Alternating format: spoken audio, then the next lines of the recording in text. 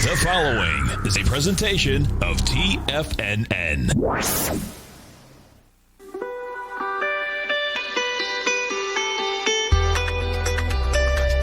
The Morning Market Kickoff with your host, Tommy O'Brien.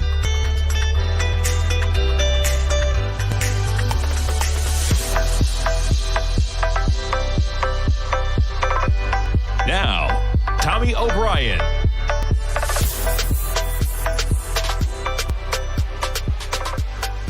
Good Monday morning, everybody. I'm Tommy O'Brien, coming to you live from TFNN. Monday morning, 8:30 a.m., 60 minutes to go until the opening bell, and we got markets in positive territory to kick things off. Right now, you're looking at S&P futures positive by 31 points, trading at 37.36. A far cry from where things looked to be going last night on the futures. We spike lower right out of the gate at 6 p.m. Eastern time. Look to extend the losses we saw last week. We spiked to 36.56.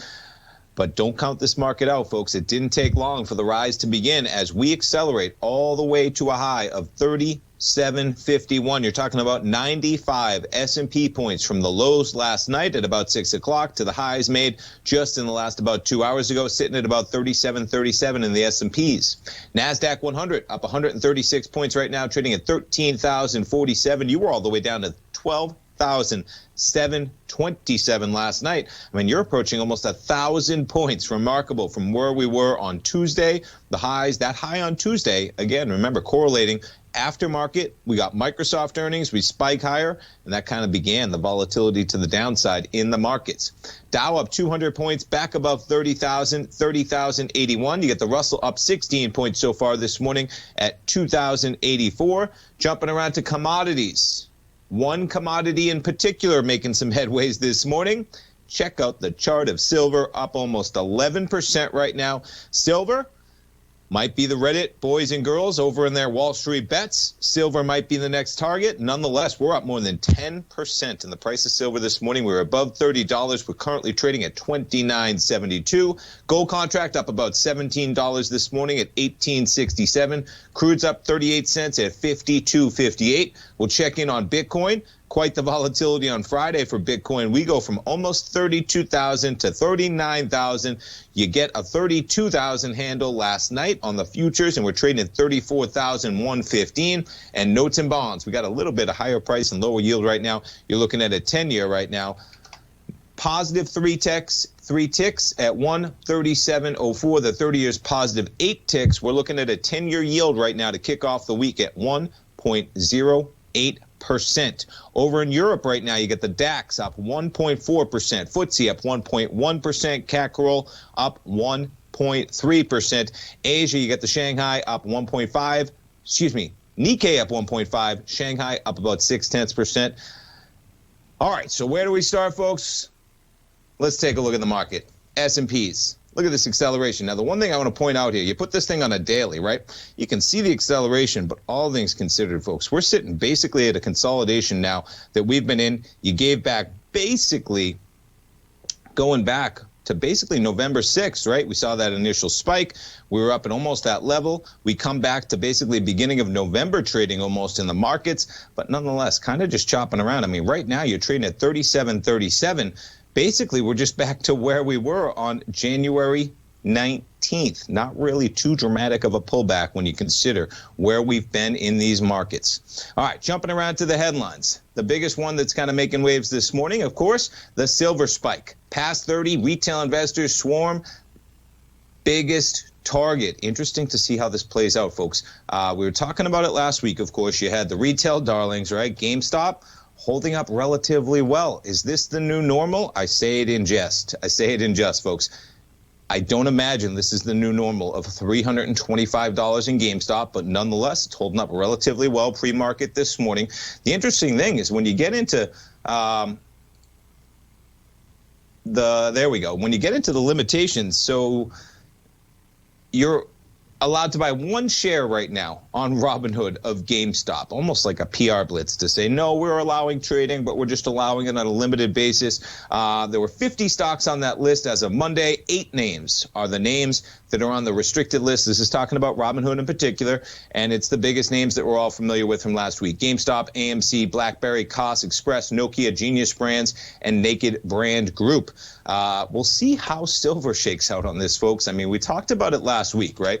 It's one thing when you start putting volatility in a stock like GameStop that has no fundamental service to our economy. As in, yes, every company has a fundamental nature to our economy, but it's not a systematic risk in any way of GameStop, especially a company like GameStop that many would argue was already on its way out of business.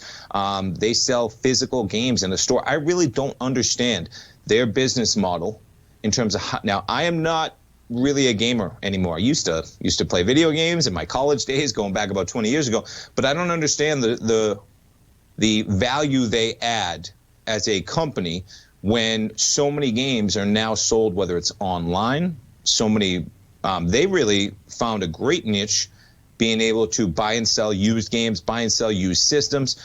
I'm not sure that industry exists, at least in the form it's in right now. So you have GameStop sitting $5. I mean, that's one of the least volatile nights we've seen in GameStop in recent memory. You did spike up to a high last night of 384. You dipped down to below 300. Pretty remarkable, right? Then I'm saying from 384 to below 300 back to 328. It's a slow night for GameStop. But point being, we talked about last week, if they start messing with, airline stocks, which are fundamental to just basically our economy, airlines. There was a great article on Bloomberg last week talking about Nokia in terms of their systematic nature, in terms of, is it Nokia? I think it was. What I was going to talk about, though, you start hitting silver, you start hitting gold. Now, here's where really things get interesting. The story started to break last night that physical dealers were inundated with silver requests, probably because this demand, right? You couldn't exactly buy futures. You could have got yourself maybe a silver coin or something like that over the weekend before this price accelerated. So silver dealers were already seeing a surplus of demand. You could see volatility exacerbate even more when you start talking about physical commodities, when physical delivery is actually something that could come into play. We saw what happened in crude.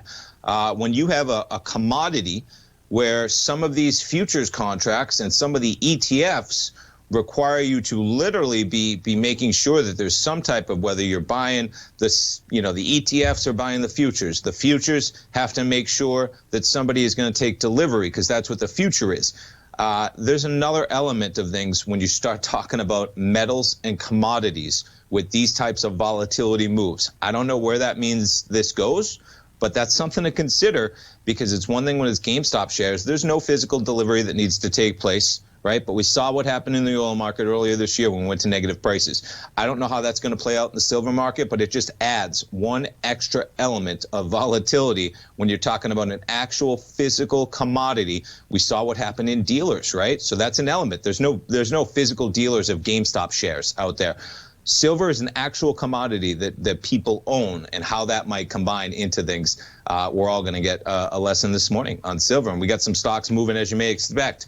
Let's check it out. Pan American Silver from 32 to 37. McEwen was one that was on the radar of Robinhood. They were actually on, I think Pan American might have been, they were on the restricted list as of Friday. It's taken off now. I mean, look at these moves. You're up like 30% on McEwen. Stay tuned, folks. We got a big week of earnings. We got a jobs report due Friday. We got Amazon. We got Google earnings Tuesday. We got a lot to talk about. We'll be right back. Hey there, I'm Andy Arbertine with Tiger Precious Metals and Stones. Whether you're looking to buy and sell precious metals or trying to find the perfect diamond ring, I'm here to help. I have over 15 years of experience with diamonds and precious metals. You can call me directly at 727-329-8245, and I will personally answer any questions you have and help you find exactly what you're looking for. I will be your personal concierge in the metal and stone business. Give me a call today, 727-329-8245. TFNN has launched our brand new website. You can still visit us at the same TFNN.com URL, but when you do, you'll see a new and improved homepage with a much simpler navigation, whether you're watching Tiger TV live in high definition or just accessing your newsletter subscriptions. We even have new pricing in 6 months and yearly options. Check out the new TFNN.com now and experience all the upgrades. TFNN.com, educating investors. Hi, folks. This is Tom O'Brien. The printing presses are working 24 hours a day, 7 days a week. The U.S. deficit has risen 200% in 1 year with no end in sight. The markets are looking for an additional stimulus bill to get us through this once-in-a-generation pandemic. There is no free lunch, folks. The more stimulus dollars put into the marketplace, the less your dollar is worth each and every day. This is the time to protect yourself with a portion of your portfolio in the metal market. The Gold Report comes out each Monday morning. I bisect and dissect the dollar, silver, gold, the XAU, and the HUI. The Gold Report is a long-term hedge against the dilution of your buying power. The U.S. has put more than $6 trillion into the marketplace in the last 6 months, with more expected in the next few months. The market did and does need the stimulus, but it will have long-term implications on our buying power. The Gold Report comes with a 30-day money-back guarantee. Go to TFNN.com and order the Gold Report now. Protect your buying power. Order the Gold Report now.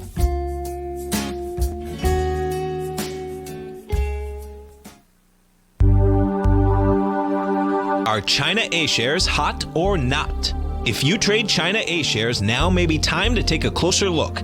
Trade CHAU or CHAD, Directions Daily CSI 300 China A-share Bull and Bear ETFs. China A-shares in either direction. Visit directioninvestments.com today. An investor should consider the investment objectives, risks, charges, and expenses of the Direction shares carefully before investing. The prospectus and summary prospectus contain this and other information about Direction shares. To obtain a prospectus or summary prospectus, please contact Direction shares at 866-476-7523. The prospectus or summary prospectus should be read carefully before investing. An investment in the funds is subject to risk, including the possible loss of principal. The funds are designed to be utilized only by sophisticated investors such as traders and active investors. Distributor Foresight Fund Services, LLC.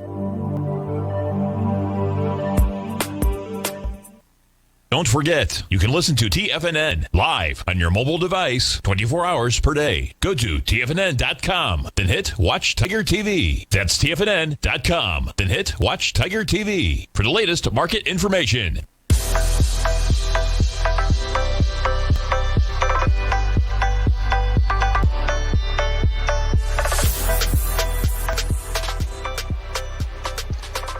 Welcome back, folks. We get the market sitting in positive territory to kick off Monday trading. Like I mentioned, big week of earnings coming up. The two of the biggest out there in terms of headlines. We got Google and Amazon both after the bell on Tuesday. We get January non-farm payrolls on Friday. Interesting to see how that shakes things out this week for trading. Jumping around to some of the equities with action this morning. We got a couple companies with earnings, of course. The retail darlings are up there in terms of GameStop, AMC, Cost, the likes. We talked about them. You got the silver miners we talked about, whether it's Pan American, Wheaton Precious, Hecla, all of those accelerating higher, while you have silver up 10, 11%. They're talking about in the den. I mean, Dave White saying great point. You know, these silver miners out there, when do they come into the market and start hedging? Maybe they're doing it right now. You know, remarkable when you think about we're at, I think, a 5-month high in silver, and you got these fundamental companies that talk about an opportunity, right? You were just at $24 last Wednesday, and you're up $6 from that price point almost, folks. $6. It's a remarkable acceleration when you think about these companies. And there you go. We got above the highs that we saw in August in silver, let alone we started last year. We were covering at about $18, and you're sitting at $29 in silver. How that plays into things in terms of these miners, are they going to be selling into the market to forward hedge some of their production? Can't fault them if they're going to do it at these prices, but boy, watch out. We'll see where it goes in terms of who's going to be the one that wants to hedge now. Maybe that's the play. Maybe the play is to wait. We'll find out. They're not in the business of speculative trading like most of us are. It's just an interesting thing to watch and see those decisions because they're not easy decisions to make. But I imagine many of those companies that I just highlighted are having very in-depth discussions, if not already had, to be pushing out some of their forward silver at these prices when you were just trading at 24, 25, let alone we're seeing highs we haven't seen in 5 months or even in the year. We just eclipsed the high, as I mentioned. Let's back it up, right? You're talking about basically you got to go back to all the way back to this exuberance of basically 2011. Since then, we haven't seen these prices, folks. You're going back to 2013. So you better believe these companies are thinking about hedging when they've been in an environment for a period of 7, 8, 9 years where we were chopping around between about 15 and 20, and all of a sudden you're trading at $30 on silver. It's a brave new world for some of those companies when you're talking about managing your future supplies and able to forward sell that at $30 right now. Interesting stuff. All right, going back to what we have going on in the market, interesting story out there in terms of Exxon and Chevron. They were almost thinking about coming together. Talk about two big oil giants during the depths of the COVID pandemic early on. Did not end up happening, but I think that's stressed of how dire things were in that oil market when you were approaching negative prices in the oil market. Two of the big giants thinking about it, but didn't make it happen. Now, Tesla. Let's take a look at Tesla. You want to talk about a price target, folks. Tesla, well, there's your all-time monthly. How about $3 back in 2010? We'll put it on a daily. Tesla, a little bit of an acceleration lower on their earnings last week, decreased margins down to $7.93. But this morning, we're trading higher to about $8.17. That on the news that Piper Sandler, how about a $1,200 price target from $5.15? Firm saying Tesla could have new opportunities to pursue for decades due to its target industries currently embracing outdated business models. Tesla higher this morning. You got Moderna shares trading higher as well as they're looking to, they're filing with the FDA to basically increase the number of COVID vaccine doses in vial to 15 from 10. That's going to potentially increase some of the supplies. Moderna shares. Now, what was interesting here is you saw Moderna. They were actually on the restricted list Friday. Probably has to do with this acceleration pre-market, too much volatility. Moderna's up a bit this morning with the market up to about 174 right now from 170. You put this thing back on a daily. That was an all-time high that we saw on Friday trading when open basically unchanged so far on Moderna. Interesting, though, as I mentioned, when you start messing with companies like Moderna, where brokerages have to restrict the ability to buy a stock that's in the business of possibly pushing out supplies for a vaccine that's going to end the pandemic. Not sure that's something we all want happening. We're going to learn a lot. They're going to write a lot about what happened in the last week, folks, in a big way. What else we got going on? GE, a judge dismissed most but not all of shareholder lawsuits versus GE over accounting practices and disclosures. The suit involved the company's long-term care insurance portfolio as well as long-term service agreements in its power division. We've been talking about many times where GE trying to figure out exactly what they actually have going on in their books. Good luck to that. But the judge dismissing one of those suits, or most of. You're up a bit this morning on GE, putting that on a daily. 1068, quite the pop from $6, but GE still got a long way to go in a big way.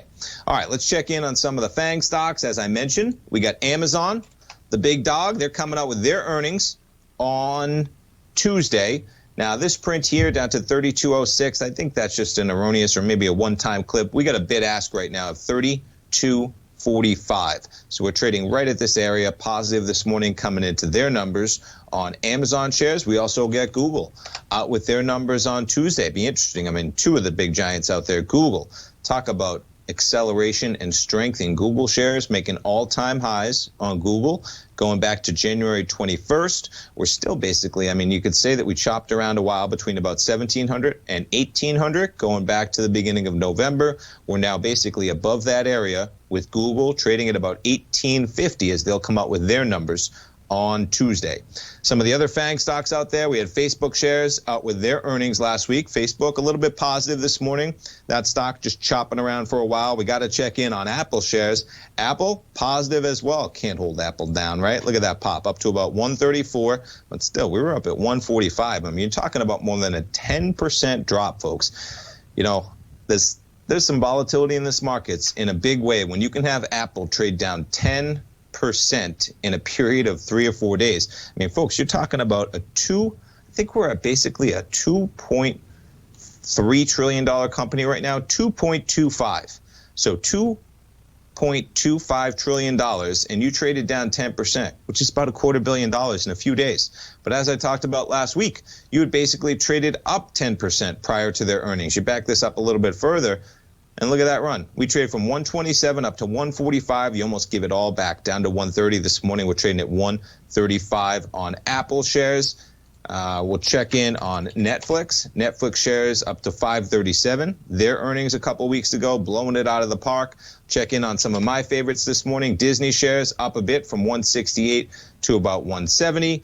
Uber shares trading up a bit to 51.77. One thing I want to talk about, AT&T, Time Warner, HBO. Keep this one on your radar, folks. HBO Max, what they're doing just on a fundamental basis. I signed up for it myself this weekend, actually. Movie out there, Little Things with Denzel Washington, a couple other great actors. I'm misplacing their names, but a great movie.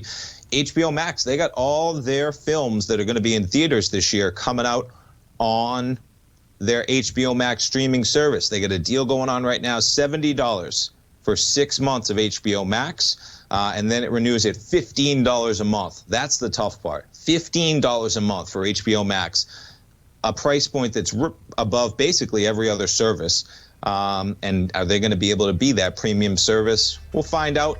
But keep that one on your radar, because I think they're doing some pretty good things there, trying to, break the mold, being the first one to release all their theater films accessible for HBO Max. And they might have quite a run of subscribers coming on over the next year. After it's been beaten down pretty harsh at $28. Stay tuned, folks. We'll be right back after the break. Back in the day, I joined Hotel California in 2006. And like many of you, was drawn in by, as well as... Whatever you think about, you bring about. Whatever you focus on grows. You see, I believe that everything in life happens for us, not to us. And Tom ignited the fire within me to want to learn how to master the markets. So how did I go from knowing nothing about technical analysis to becoming the #1 market timer for the S&P 500 in 2018 and the #2 market timer in 2019? Simply put, I hired coaches with a proven track record, which led me to a whole new set of tools that I created to interpret the message of buyers and sellers. I would love the opportunity to teach you this award-winning set of tools and to help you improve your market timing. You can test drive my newsletter service, Mastering Probabilities, for the next 30 days with no risk to you. Plus, you'll gain access to archive workshops that'll take you step-by-step through my system. Sign up today by going to the homepage of TFNN.com and selecting Mastering Probability in the newsletter tab. Bam! If you haven't checked out the newsletters page of TFNN.com, what are you waiting for? All of the TFNN newsletters are informative, up-to-date, affordable, and a must-have for every trader looking to gain a competitive informational edge in today's markets. TFNN newsletters cover every aspect of the markets to offer you the very latest in market news.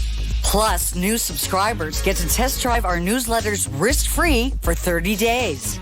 From all aspects of the markets, including stocks, bonds, metals, commodities, and tech, there's a newsletter to fit your needs exclusively from TFNN.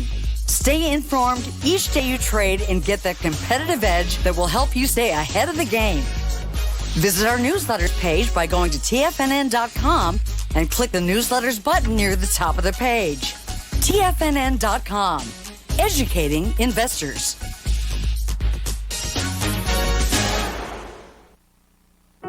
Introducing Primal Edge. Today, it's even more important to take a supplement that complements your health. Primal Edge is specifically formulated to boost your immune system and help with weight loss, better sleep, stress reduction, and the need to detox. Our early ancestors found all their nutritional requirements in the wild environment. But today, our food sources don't contain the vitamins, minerals, and nutrients that we need to stay healthy and strong. That's why we need Primal Edge Daily Nutrition. It includes a special blend of ionic, soil-based vitamins, minerals, fatty and amino acids in an easy-to-use liquid form. Primal Edge is powered by highly concentrated humic and fulvic acids, nature's preferred delivery system. They've been called miracle molecules because, like sunlight, air, and water, without them, life cannot exist. That's right, Ellen. They ensure we receive all the nutrition we need to be healthy and thrive. We take it every morning. Primal Edge. Just $89 exclusively at TFNN.com. Don't forget, you can listen to TFNN live on your mobile device 24 hours per day. Go to TFNN.com, then hit Watch Tiger TV. That's TFNN.com, then hit Watch Tiger TV for the latest market information.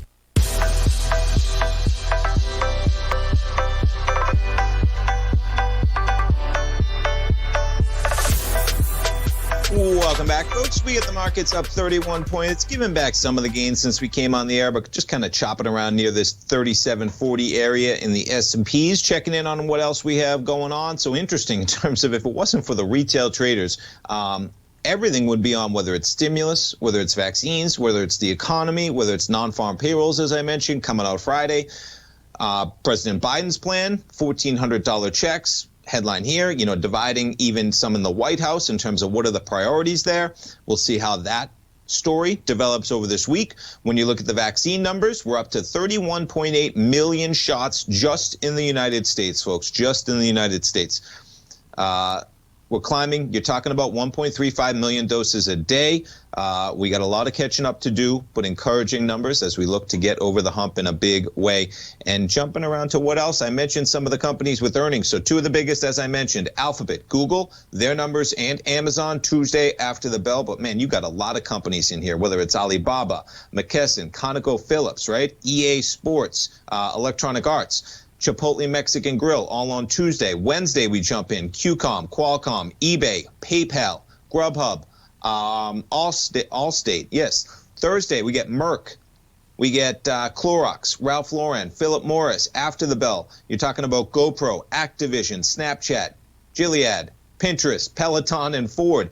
Big week of earnings. And then, of course, you're talking about on the economic front, it all comes down to Friday. Non-farm payrolls for January. They're looking for 50,000 expected. You had a drop of 140,000 in September. For unemployment rate, they're looking for 6.7% expected. And we'll finish it off with some fun, folks. You want a blast from the past? For all those out there familiar with the Wonder Years, a great show, premiered 33 years ago today in 1988, depicting events 20 years earlier, 1968. A similar show today would be set in 2001.